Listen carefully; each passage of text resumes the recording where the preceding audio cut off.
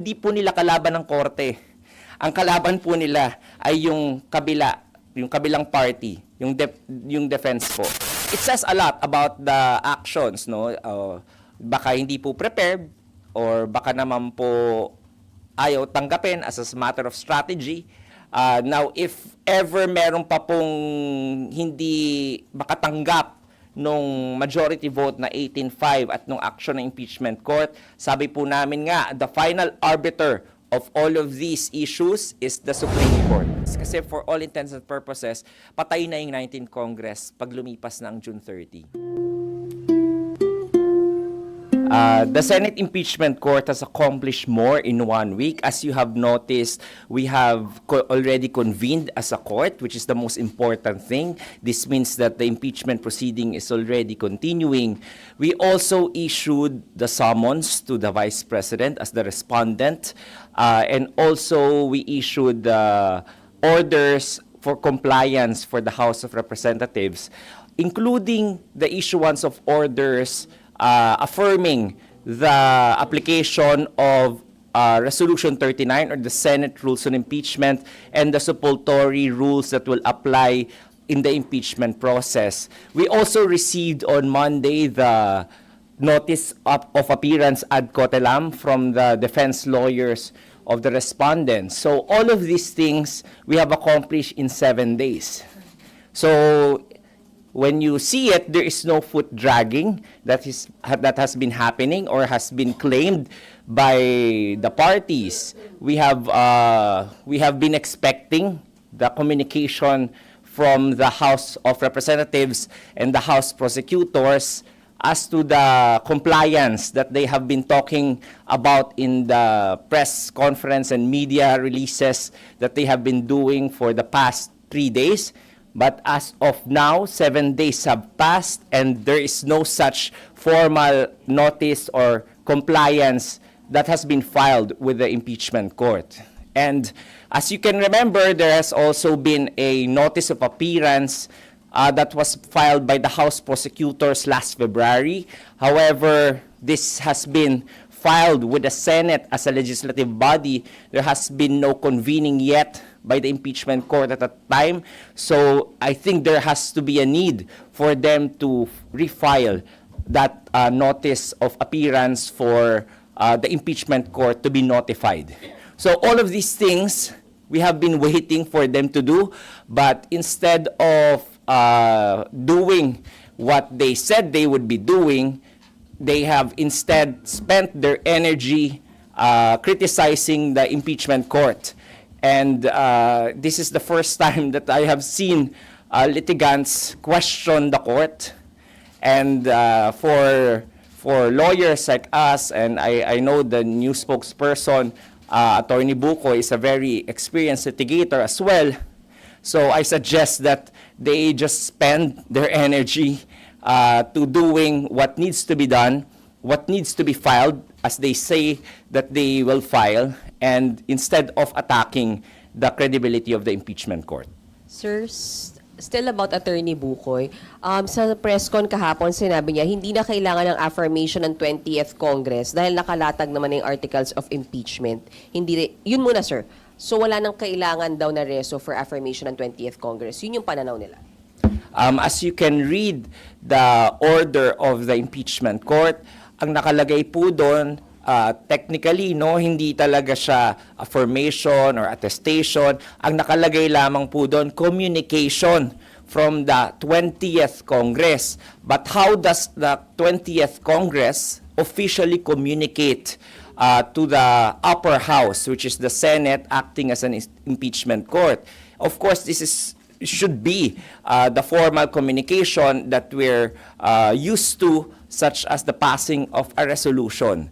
Or however it is that they want to do it, like for example, file again signed resolution from all of the majority of the House of Representatives congressmen. So these are the official communications that has been for them to comply, and the impeachment court has been waiting for. But the 20th Congress, of course, we need to wait for the creation of the 20th Congress until it is born. So you stand by kailangan?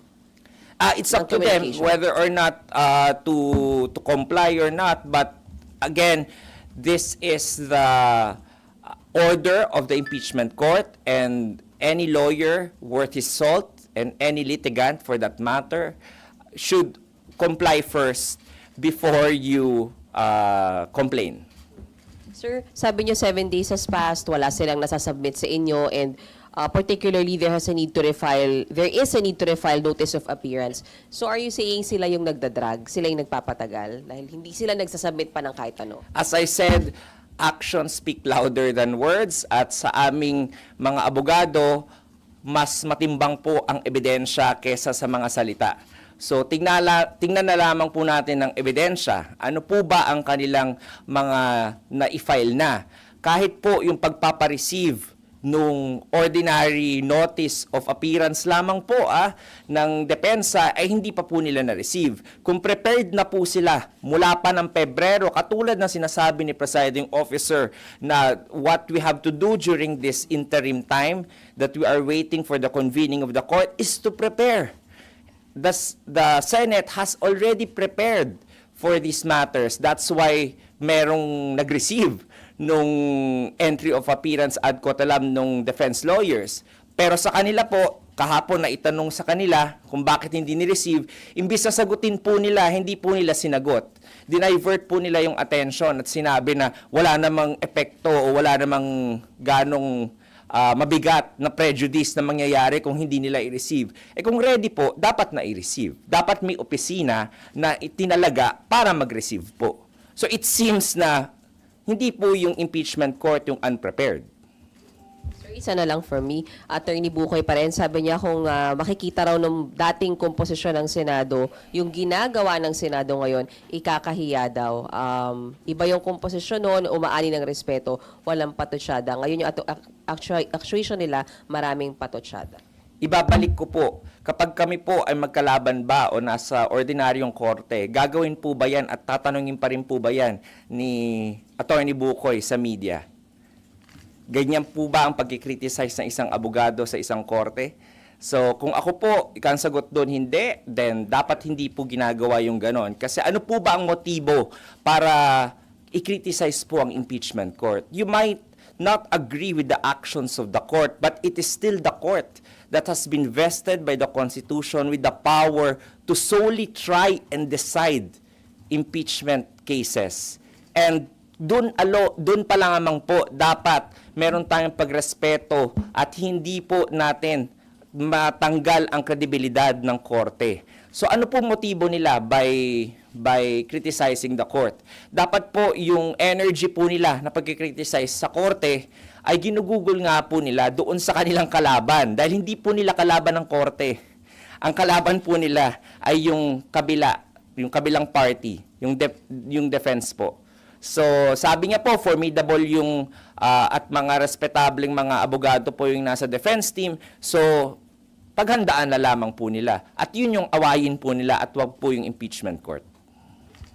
Attorney, may mga nag-oppose doon sa sinabi ni Presiding Officer Chis Escudero na walang limitation yung pwedeng gawin at pagdesisyonan ng impeachment court. Sabi nga ho ni Senator Coco Pimentel, the mere fact na nag-oath sila bilang senator judges, may mga sinusunod sila na impeachment rules doon pa lamang, it means may limitation yung pwedeng gawin ng impeachment court. Meron pong limitation naman po ang impeachment court. Unang-una po, yung nakasaad po sa konstitusyon, no? Alam po yan ni Presiding Officer, but I think he is more of talking in the context of doon po sa mga bagay-bagay na hindi po nakaspell out ng detalyado sa konstitusyon po natin. So, una po, ang limitasyon sa Senado, yung pagboto dapat ng mga senador, dapat 2/3 of all the members. Pangalawa po, yung ipapataw po na penalty po, hindi po pagkakulong, hindi rin po civil liability, kung hindi pagkatanggal lamang po at saka perpetual disqualification. The Senate cannot impose more than that. Yun po yung mga limitasyon ng konstitusyon at saka po nakalagay doon na kapag nag-implement po o nagpasa ng rules ng Senate impeachment court, yun po ay isang self-regulatory or self-limiting na limitasyon sa Senado po. So yung mga konteksto pong yon, yung mga pinupunan po nung mga pag-adapt ng supplementary rules ng Rules of Court po, yun po yung mga limitasyon na inimpose ng impeachment court upon itself. However, there are matters such as, for example, yung question po kung pwede po ba mag-refer back ang Senate Impeachment Court doon sa House of Representatives po. Medyo vague po doon at ambiguous. Nakalagay po sa Rule 9, Section 1 ng Rules of Court. Pwede pong tingnan ng isang hukom ang kanyang jurisdiction doon sa isang kaso pag nakafile sa kanya kahit wala pong nag-motion na party. So ang tanong po dyan, mag-a-apply po ba yon o hindi? So dito po sa nangyari sa ating impeachment court, in-apply po in a way ng Senado pero hindi po dinismiss. So ininterpret niya po yung konstitusyon base po sa kanyang kapangyarihan na to be the one to solely try and decide the impeachment cases. Ayon po yan doon sa Supreme Court decision din na Manila Prince Hotel versus GSIS. Ako po, hindi lamang po ako nagsasabi dito ng mga sound bites po sa inyo. Kasi po bilang abogado rin po, kailangan po namin na ipaintindi rin sa sambayanan kung ano po yung mga legal na basehan. So part of our duty as spokesperson bilang abogado po is not to just na magbigay po ng PR statement sa inyo, pero mag-educate din po kung ano po yung legal basis. So you're saying, attorney, na hindi general yung naging statement ni SP Cheese na walang limitation yung kayang gawin at pagdesisyonan ng impeachment court? Yes po. Ang ibig po niyang sabihin doon, for those na ambiguous and vague, doon po walang limitation na i-interpret po ng Senate as an impeachment court yung kanyang kapangyarihan. Ayon nga po doon sa Supreme Court case na yon ng Manila Prince Hotel versus GSIS at saka po yung sinusundan natin na persuasive na US case na Nixon versus US po. Last na lang, si former Senate President Juan Ponce Enrile, now Presidential Legal Advisor, meron ho siyang advice sa Senator Judges once na mag-full swing na yung impeachment trial. Sabi niya, with due respect to them, my first advice is to keep quiet and then go to the session hall during their trial, sit down and listen to the proceedings, listen to the presentation of evidence. So, may plano ba si SP Cheese bilang presiding officer na i-advise din yung mga senator judges ng ganito? I think for the meantime po, no, hinahayaan nga po yung malayang paglalayag ng mga opinion ng mga senator judges kasi wala pa po tayo doon sa merito ng kaso. Pero nakalagay po doon, tama po si Senate President, former Senate President Enrile, na meron po talagang ganong basehan sa Senate rules, which is yung sinasabi ko pong Rule 18 po ng Senate rules. And when I confronted the presiding officer at the time about that rule, sabi niya po, wala pa naman tayo doon sa presentasyon ng ebidensya at nandun pa lamang tayo sa mga preliminaries na tinatawag. So, I think for the meantime po, okay lang po para mapagdiskusyon nating lahat kung ano po yung mga interpretasyon ng Senado at saka ng mga constitutionalists at saka mga legal framers about mga ambiguities po sa pag-exercise ng Senate impeachment court ng kanyang kapangyarihan. So, attorney, kapag nagkaroon na ng impeachment trial, possible na may obligasyon si SP Cheese bilang presiding officer na mag-impose ng gag order? That is always a possibility. Kaya rin po, for the first time po, no, I tried to research yung tanong nyo kung ako ba yung unang spokesperson ng impeachment court. Parang opo, no? So, by doing that, by appointing me as the spokesperson, para malamang po, doon po tayo papunta sa pag-i-implement po ng Rule 18. But of course, it's up to the presiding officer at that time. We can only hazard a guess as of now. Pero we will cross the bridge when we get there pag nag-umpisa na po yung pagpapresenta ng mga ebidensya. Thank you, attorney. Hi, Attorney. Sir, coming off from former SP Enrile din, he said sa interview na the Senate is supposed to do its job with reasonable speed for the Constitution says forthwith. Anybody can understand that English word and they did not do it. They tarried, they dilly-dallied. Your reaction lang po. sabi nga ni presiding officer, nandun pa rin kayo sa fourth with. Pero ako po, the opinions of different lawyers, makikita niyo po, kaya kaming mga lawyers, hindi ko kami nagkakasundo, di ba? Kagad-kagad kasi nga iba-iba kaming opinion. And we have big personalities to argue about all these little things that ordinary people will not argue about. Pero para po sa kaalaman ng sambayanan, yung paggalaw naman po ng Senado ay hindi po unreasonable delay. Meron na rin pong mga Supreme Court decisions ang ating Philippine Supreme Court at na hindi na kinakailangan po ng construction or interpretation na ginagawa ng ating mga constitutionalists, pati ni former Senate President Enrile, yung about sa fourth with. Sinabi po doon sa, ito mabobore na naman kayo kasi cases to, no?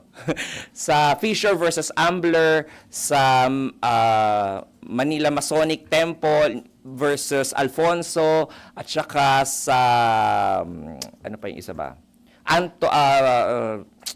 Basta may isa pa akong case basta versus Antolz, no? Yun yung mga cases na pinagbasehan at ni-research rin po ng ating legal team dito sa Senate Impeachment Court na meron na po na desisyon ng definisyon ng forthwith at ito po ay without delay.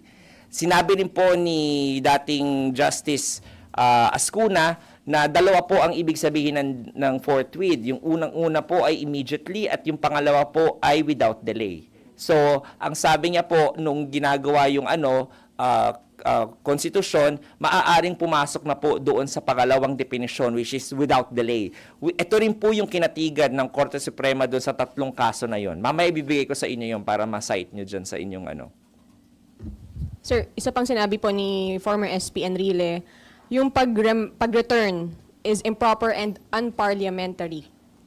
Reaction lang din po. Very po yan, no? Very welcome yung ganyan nga na mga opinion kasi it adds to the conversation. Lalong-lalo na po, alam naman natin na si Senator Enrile ay very wise at very knowledgeable about the law. However, he was not the one confronted with the motion.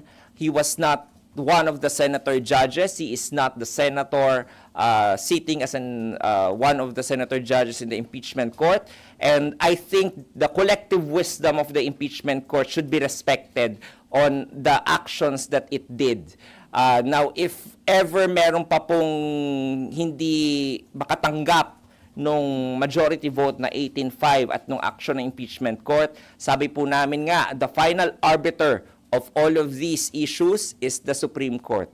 So they just have to go to the Supreme Court kung gusto talaga nilang malinawan.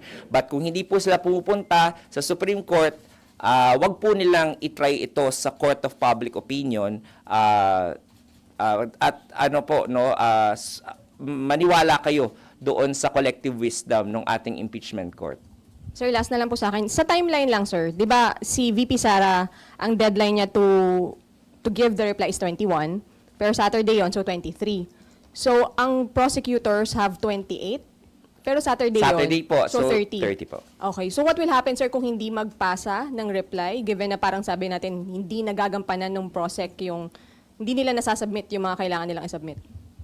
I think ito po, no, I think yung hindi po nilang pagpasa ng mga kailangan po nilang i-file, I think baka strategy po nila yon, no?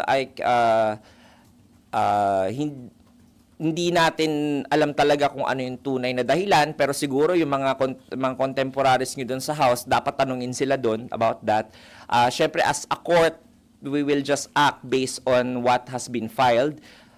So, yung reply po, I think, balak naman po nila mag-file ng reply. Alam naman po natin na bibigatin din naman yung mga advisor din po nung prosecution panel. Gagawin din po nila lahat ng dapat nilang gawin kapag nandoon na yung answer with affirmative defenses, so magre-reply po sila doon. Kung hindi naman po answer with affirmative defenses ang i-file po ni Vice President Sara at ito po ay isang motion to dismiss, then I'm sure magpa-file po sila ng comment and opposition doon sa motion to dismiss. So ito po, nasasabi ko po to, hindi ito panghuhula, ito lamang po ay base sa experience natin bilang isang litigator. Thank you po. Hello po, Attorney. Good afternoon. Good Sir, afternoon may violation po ba dun sa refusal na tanggapin yung notice of appearance? Wala naman po, but it says a lot.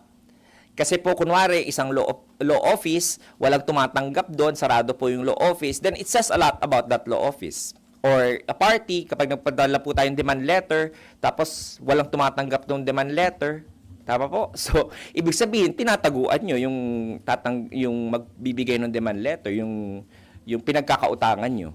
So, it says a lot about the actions, no? Baka hindi po prepared, or baka naman po ayaw tanggapin as a matter of strategy, pero hindi ko po talaga alam kung ano dun sa mga posibilidad na yon yung kanilang motivation, why they did not receive. Again, this is just a very minor pleading. It is just pleading, informing the court na ito po yung mga abogado na magre-representa sa akin. Wala pong any motion po doon, walang ganong issue or conflict na kailangan isipin pa ang magkabilang panig kapag nag-file po sila ng notice of appearance. So nakakapagtaka lamang po, no, na bakit pati yun hindi pa nagawang ma-receive. How about, sir, dun sa mga criticisms? You said earlier na for the first time na yung mga litigants mismo nagkikriticize dun sa court. May violation po ba dun? Kung alam nyo po, alam ko nagko-cover din kayo ng mga ng mga kaso sa ordinary court, sa Supreme Court. Makikita nyo po yung mga litigants doon, kahit na hindi pabor sa kanila yung desisyon ng isang korte, hindi po nila pwedeng makriticize basta-basta, mako-contempt of court po kami doon. Ito po yung naririnig nyo rin na sub judice rule.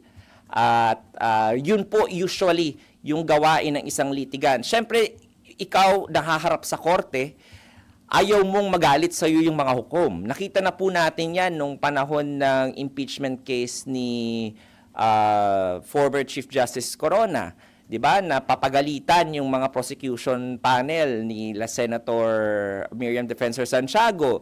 So, hindi ko po malaman kung ano po yung nasa isip nila na pantay po ang impeachment court doon po sa mga litigants.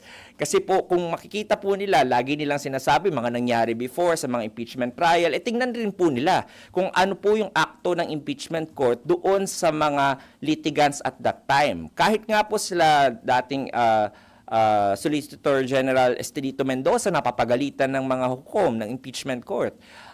So patas lamang po ang pagtingin ng impeachment court sa mga litigants, pero hindi po nakakataas ang litigants sa impeachment court. So at this point, Attorney, ano po yung pwedeng magawa ng impeachment court doon sa mga ganong criticisms? Sabi nga po natin, no, for the meantime, medyo liberal ang ating impeachment court. Ang ating presiding officer, hindi naman po niya balak na gamitin ang lahat ng kapangyarihan para kastiguhin yung mga hindi nagrerespeto sa impeachment court. Although the power is always there. But if ever it will be used, for the meantime, I don't think it will be used. Sir, na-raise na po to be for KSP, but just to get your opinion also, is it possible to cite the prosecutors or the defense in contempt if hindi po sila sumunod sa any orders of the impeachment court? And for example, on the prosecution panel, paano po mangyayari doon? Sino ang iko-contempt sa kanila? Buong house po ba? Yung prosecution panel? Again, that is in the realm of possibilities. Lahat yan pwedeng mangyari po. Pero yan nga po yung iniiwasan ng ating impeachment court.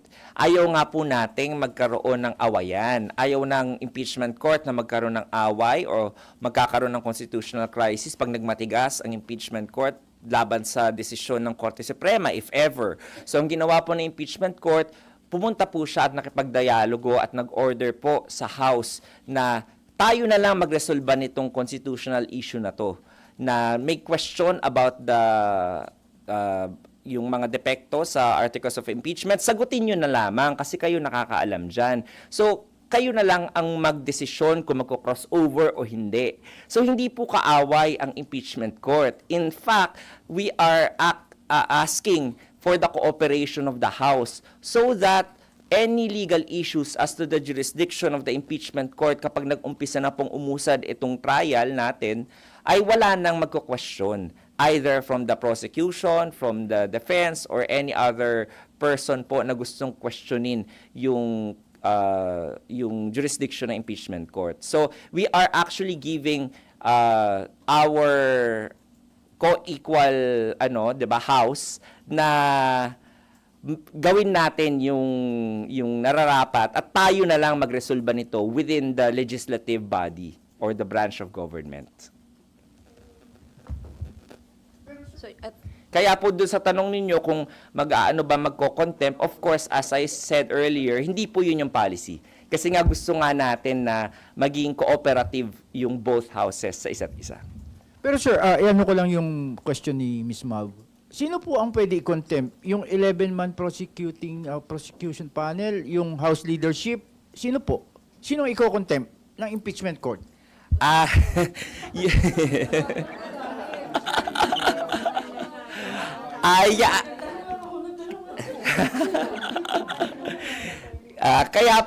Kaya po ayaw natin dumating sa ganon. Kasi yung iniisip niyo po yan, yung question yung yan, yaan din po ang isa sa mga question na pag dedebatihan na naman ng mahaba ng impeachment court ng mga senator judges at boboto na naman po sila regarding dyan sa question na yan. Kaya kung gusto po nating umusad ng mabilis itong proseso ng impeachment, wag na pong magkaroon ng mga ganyang mga issues na ma-raise pa po sa impeachment court at magde-debate at magbobotohan pa po dyan.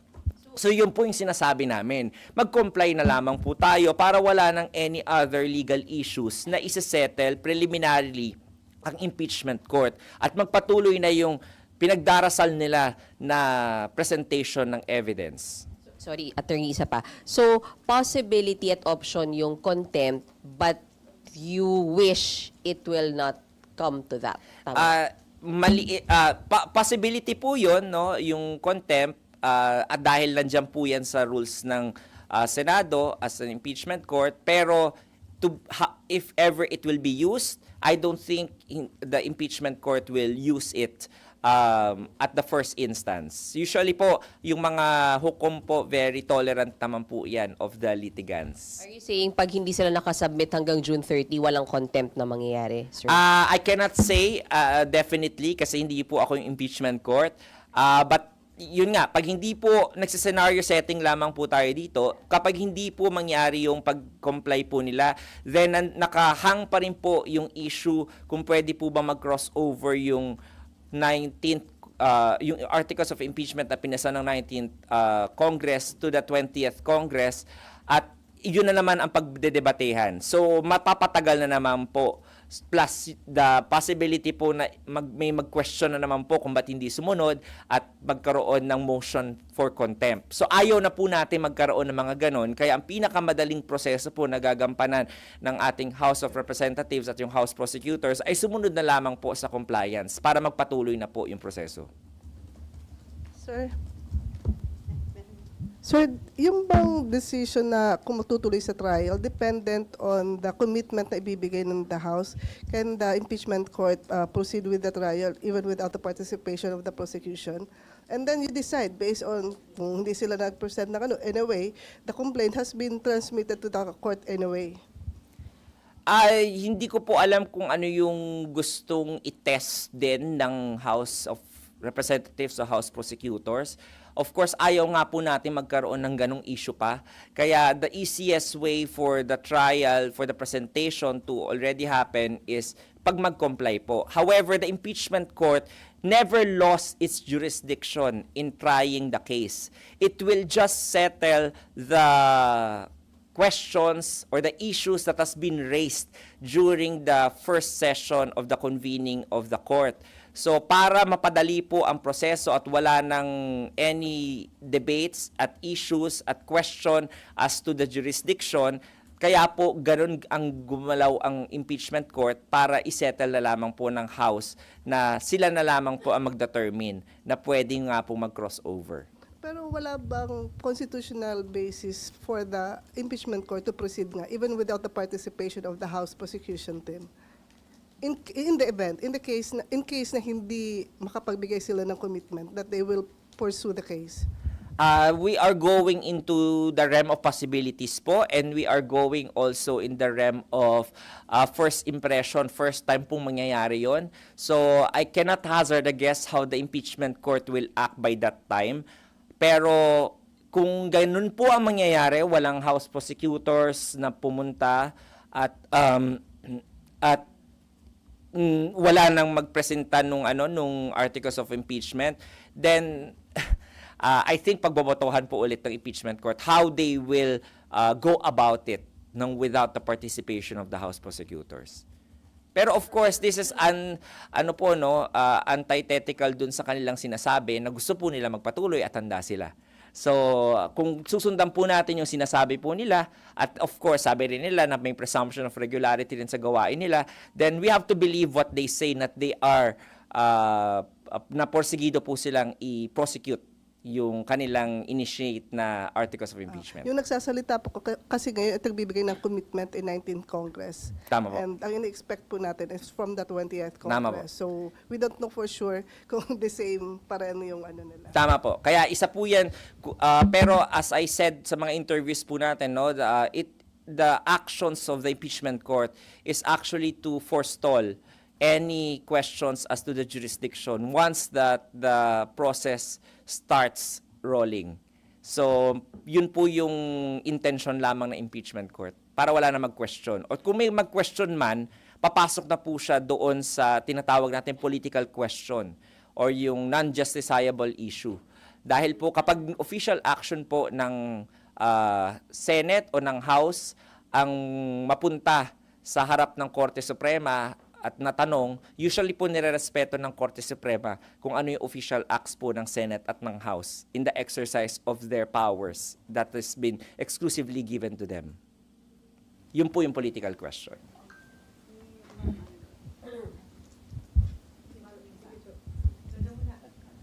Sir, hindi ba pwede apply dito yung sa korte katulad nung pag hindi umatin yung mga nagpo-prosecute ng 3 beses?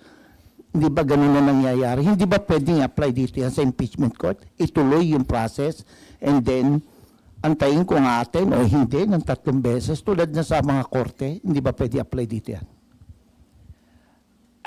That is in the realm of possibilities again po. Pwede at pwede rin po. Depende po yan sa boto ng mga senator judges kapag na-confront na po sila ng ganyang question sa convening po nila on the floor. So again, this is a system po na hindi po totally judicial. Meron po rin political aspect at factors po tayong kino-consider. Isipin nyo na nga lamang po, kung ang lahat ng mga senador natin ay hindi abogado, ibig sabihin po ba hindi na po nila i-considera yung judicial processes po, or kung puro politicians lamang po sila, puro civilian, hindi po walang abogadong propesyon, ano po yung magiging basehan po nila, 'di ba? So, kaya po inilagay ng ating framers ito sa ating Senado ay dahil alam po nila na kung may magtatanggal po ng mga opisyales na ibinoto ng sambayanan, dapat yung mga ibinoto rin ng sambayanan ang magtatanggal sa kanila. At hindi po inilagay sa korte yung desisyon na yon. Kaya dun sa tanong niyo po, hindi ko rin po alam kasi maraming factors po. Hindi lamang po judicial, i-consider rin po ng impeachment court of senator judges yung political aspect at that time when it is confronted with that issue.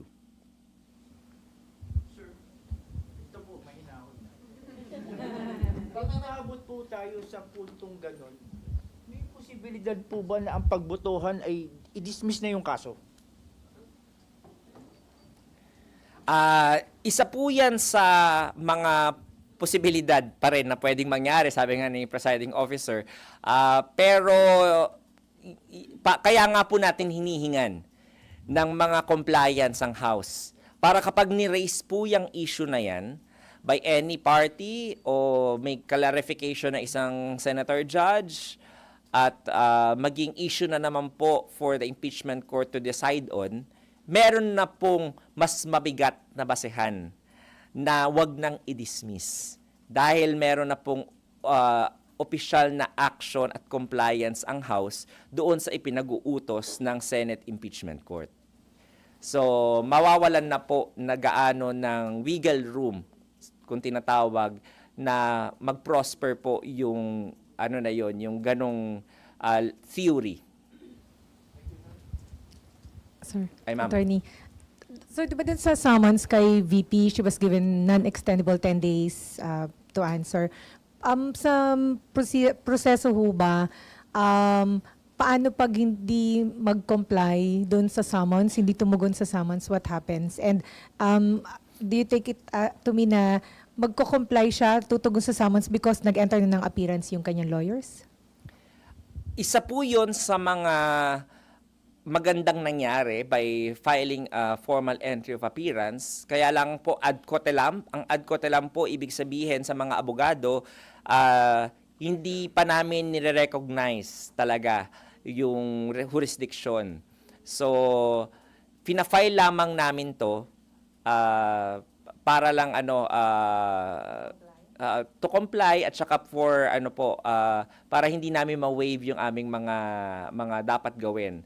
So yun po yung action na ine-expect natin from the defense by filing an ad cotelem appearance, na magfa-file po sila ng either answer with affirmative defense questioning the jurisdiction or a motion to dismiss the case for lack of jurisdiction.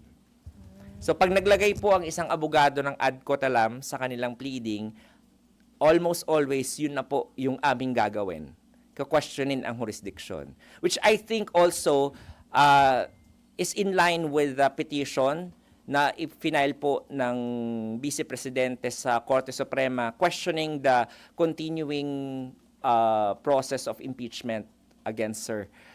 Isa yun sa mga issues niya. So ayaw niya pong mamut at mabaliwala yun. Kasi pag nag-subject na po sila sa jurisdiction ng impeachment court, wala na pong i-decidean ang Korte Suprema. So para po makasiguro sila na hindi nila mabaliwala yung kanilang hinihaing petisyon at hindi rin nila ma-waive yung mga gusto nilang gawin dito sa impeachment court, ay magfa-file po sila ng ad cotelem appearance at possibly motion to dismiss or answer with affirmative defenses. So, kasi panay realm of possibilities naman kanina. So, what happens kung... Medyo mataas po yung posibilidad na ganun. Based on experience po. Para po yung parang equation po yan sa ang ating litigation process. Parang equation po. Pag sinabi mong 1 plus 1, alam mo na kagad na 2 yun. Okay. So, Pero ganun din po dito. Pag nag-file ka ng ad cotelem, alam mo na kagad na yun yung possible na tactic ng depensa. Okay. Pero, what happens kung hindi sumagot sa summons? Can they choose to keep silent po? Nakalagay po sa Senate impeachment rules na magpapatuloy pa rin po ang impeachment process kahit na hindi po sumagot, hindi mag-file ng answer. At magpepresenta pa rin yung prosecution panel ng ebidensya, pero na-waive na po nung respondent yung kanyang karapatan para maghain naman po ng defense niya doon sa impeachment court. So, ibig sabihin, attorney, kung walang maging sagot ang VP, wala rin sasagutin ang prosecution panel, di ba? Kasi supposedly, Tama po. given 5 days sila to answer. Tama po. So, lahat maghihintay na lang. Tama po. Pero as a litigant po, as a litigator, ako as a lawyer, mag-ahahain ba ako ng motion to dismiss? Kung ayaw kong sumagot doon sa specific na mga complaint sa akin, paghahain ako ng motion to dismiss. Para po in line yun with the petition for certiorari at prohibition na final sa Korte Suprema. Kaya sabi ko nga po sa inyo, parang equation lang po yan. 1 plus 1 is equal to 2. Doon na po tayo papunta. At matatakil. Kaya mas exciting yung i-cover nyo next week. Kaya hindi na kami yung kalaban ng House next week. Pag nag-file na yung defense. Thank you, attorney. By the 23rd, Monday. Kapag po nag-file ng motion to dismiss the case for lack of trial na po ba yun sa trial po ba yun gagawin? Paano po? Tama po, dahil may nakahaing motion po no sa impeachment court. So sa susunod na proseso po, ang mangyayari diyan is ireresolba ang motion to dismiss. So magkakaroon na naman tayo ng diskusyon kung pwede po ba o hindi pwedeng i-dismiss ang isang articles of impeachment. So we will just cross the bridge when we get there and let the impeachment court decide on that matter. But yun pong, una po, yung pag-file po ng motion to dismiss, kailan po nila pwedeng gawin? Within the 10-day non-extendable time to file the answer. Pero yung pag-resolve po noon, kapag po nag-resume na yung, or nag-open na yung trial? Yes. Possibly By the 28th. Kasi isipin nyo yung timeline. The House prosecutors will end their term on June 30. So by that time, walang House prosecutors. Okay? So, kailangan mag-file o mag-appoint again ang House ng mga bagong House prosecutors kung sino yung tinatalaga ng 20th Congress. Kasi for all intents and purposes, patay na yung 19th Congress pag lumipas na ang June 30. So, yung yung 20th Congress na. Pero paano nila magagawa yon? Yung pag-a-appoint ng bagong House prosecutors ng 20th Congress.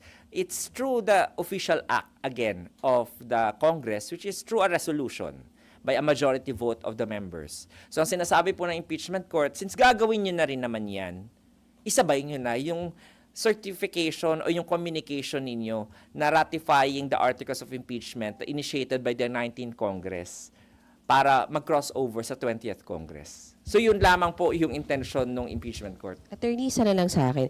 Yung June 30 po, ano ang dapat i-file ng prosec noon? Yung sagot sa yung attestation na wala silang nilabag?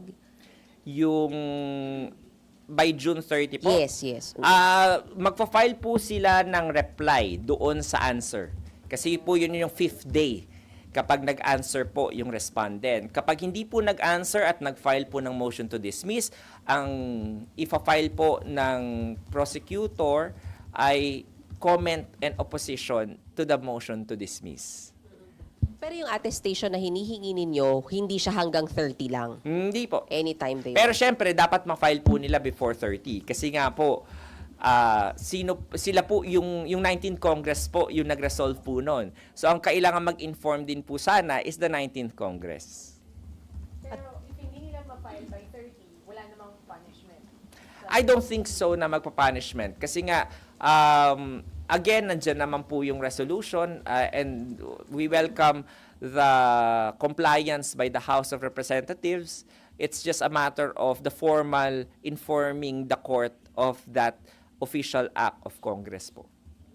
Attorney, may nagpapatanong lang. Nabanggit kasi ni Senator Coco Pimentel na hindi siya pabor dun sa mga suggestion na questionin nilang sa Korte Suprema ng mga hindi nagsasabing mali yung ginawa ng impeachment court na pinabalik sa Kamara yung articles of impeachment kasi pwede daw yung trap at maaari daw yung makadelay pa sa impeachment process at maaring ma-divert yung attention doon sa kaso sa Korte Suprema sa halip na ma-focus yung attention doon sa main issue yung ang impeachment case against BP Sara. Would you like to comment on that, sir? Malaya naman pong gawin ng kahit sino ang gusto nilang gawin, whether mag-file po o hindi.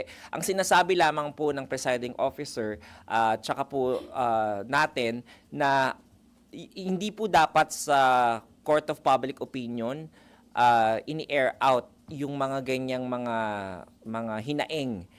Kung talaga pong gustong magkakuha ng sagot, kung ano ba yung tama o mali na ginawa ng isang branch of government, ay kailangan po umakyat sa Korte Suprema.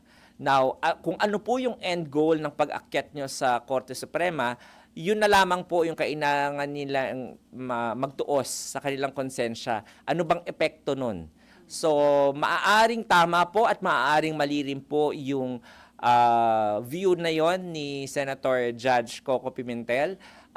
But it is up to them po. But sabi ko nga po, any lawyer worth his salt will avail of those remedies if they really feel aggrieved by the actions of the court. Pero tama nga, pwedeng makadelay at mapapaboran daw dito si BP Sara. para akong yung nag-aano sa multiverse of madness si Doctor Strange. Yung iniisip ko yung mga permutation na pwedeng mangyari sa utak ko di ba? Pwede at hindi. Oo, ako pwede at hindi. Pwede at hindi, no? Hindi ko rin alam yung magiging epekto kasi katulad ninyo po, katulad nating lahat. This is the first time that this has happened. So, nag-aaral din tayo. Sabay-sabay nating first time ma-experience yung gantong pagko-crossover at yung gantong mga issues po na hindi po kinonfront ng previous impeachment courts. So, hindi rin po natin alam kung ano talaga yung mangyayari. Pero, of course, we respect the wisdom din po ni Senator Judge Coco Pimentel at maaari nga po na isa yun sa mga timeline sa multiverse po. Attorney, ito yung possible ba mangyari by next week dahil nga dun sa katilam hindi nire-recognize ng kampo ng Vice President ng impeachment court. Possible by next week mas malakas ang mag-file sila ng motion to dismiss kaysa sagutin yung pinasa ninyong subpoena o summon? Ito po ako I'm just speaking po as a litigator, as a defense, mas madalas po akong defense lawyer kaysa sa prosecution. Talaga pong tactic ng defense na magpa-file ng motion to dismiss. Usually po isa yan sa mga arsenal para wag kagad magpatuloy ang proceeding sa korte. Kasi po, kukwestiyonin yung jurisdiction. Pag sa criminal case po, isa po sa mga grounds po ng motion to dismiss, kunwari, mali po yung jurisdiction, wala dun yung isang elemento ng krimen na nangyari sa korte na yon. So, pwede mong pa-dismiss. Mali yung venue. O kaya naman po, hindi maayos yung pagkagawa ng preliminary investigation. So, magpapamotion to dismiss ka para magkaroon ng re-investigation doon sa prosecutor. So, yun po yung mga ginagawa ng defense usually. Di wala tayong maasahan na possible sumagot ang kampo ng Vice doon sa inyong summon. Yun po yung isa sa mga sagot, no? Kapag nag-file po ng motion to dismiss, kasi po supportorily applied na po, no, yung 2019 amended rules of court, isa po sa ground na pinapayagan ng motion to dismiss is kapag may lack of jurisdiction po ayon sa Rule 9 Section 1. Kapag hindi po yun yung grounds, hindi po pwede mag-file ng motion to dismiss. So, I think, of course, hindi naman natin binabaliwala yung galing din naman nung law office na inano ng Vice Presidente. So alam nila yung gagawin nila and yun nga, any lawyer worth his salt would have done everything in its power to not answer yet the complaint and to question the jurisdiction first, which is in line with what their strategy is, their legal strategy by filing the petition for certiorari with the Supreme Court. So based on that actions that they did, most probably baka yung po yung we have to contend with such motion to dismiss. So wala naman kayong nakikitang link dun sa hindi pag-formalize ng sagot ng House dun sa order ng prosecution, sa order ng impeachment court at dun sa reply ng OVP, ng Vice President. Madiderail, pwede bang hindi sumagot? Kasi with caution yung yung entry nung kanilang defense team. Kung walang sagot, walang certification from the House, so parang walang recognition dun sa na legit yung yung complaint. May nakikita kayong connection. Possible na sadyang hindi sumasagot ang House, idinederail para within yung 10 days. Walang ganun kayo nakikita. Naku, wag po ako tanungin nyo sa Attorney Bukoy kung bakit hindi nila fina-file yun. Ako, for me, siguro po, it's their strategy. It's their strategy na, kasi po, isipin ninyo to, this is not merely a judicial process. Kaya po, pwedeng magkomento ang kahit sino man, no? Dahil nga, nakakaapekto to sa bawat Pilipino, itong proseso na to. So, this is also a political process by that very aspect po. So, ibig po sabihin nun, yung kanilang strategy is not only legal, it is also political. So, lagi nating titingnan yung galawan po ng lahat po ng parties dito, the impeachment court and the litigants as well. Na yung nangyayari po sa courts usually, hindi po yun natin maaasahan na mangyari lahat dito sa proseso ng impeachment kasi nga may political aspect, may political factor. So yung pagde-delay po nila, pagtanungin nyo sila, baka strategy po nila yon. Baka hindi po legal strategy, baka po political strategy. On that matter, I don't know. I cannot hazard a guess kasi po sa utak na po nila yon. Wala po akong personal knowledge kung ano po yung nasa isip nila. Pero hindi, sir, pwedeng sabihin na basis ng defense team yon para mag-reply sila doon sa 10 days. Hindi pwedeng gawing basis yung action ng House, or yung ina-action ng House. Ang hirap maging Doctor Strange. Niisip ko rin no? Magandang tanong yan, no? Pero I'm sure baka that's one of those things na kinokonsidera ng defense.